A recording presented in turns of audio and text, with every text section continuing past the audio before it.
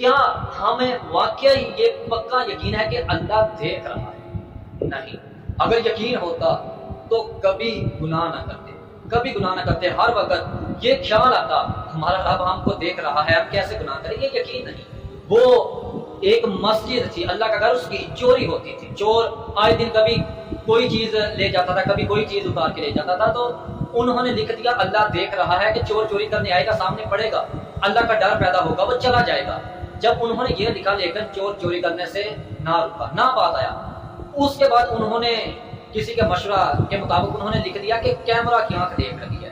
اس کے بعد اس اللہ کے گھر کی کبھی چوری نہیں، کیونکہ کیمرے پر یقین تھا، لوگوں پر یقین تھا کہ کیمرہ نوٹ کرے گا، لوگ دیکھ لیں گے فلاں۔ یہ لوگوں کا ڈر تھا، کیمرے کا ڈر تھا، اللہ کا ڈر نہیں تھا، کیونکہ یقین نہیں تھا۔ ایمان تو تھا کہ ہمارا رب ہر وقت ہر حال میں ہمیں دیکھ رہا ہے، لیکن یقین نہیں ہے۔